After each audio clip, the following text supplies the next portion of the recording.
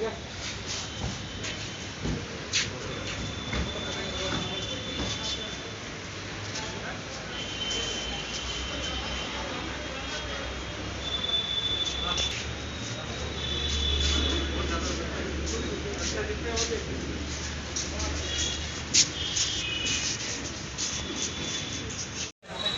के खिलाफ मैं कुछ नहीं बोलूँ। मैं सिर्फ ये बोलना चाहता हूँ कि चाबी कोई और लगाता है और बात की प्रसा करता है।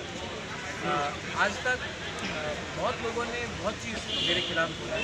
वंशों ने मेरे खिलाफ कुछ नहीं बोला। उसने बोला है कि ग्रेटर जी प्लान पॉसिबल नहीं है।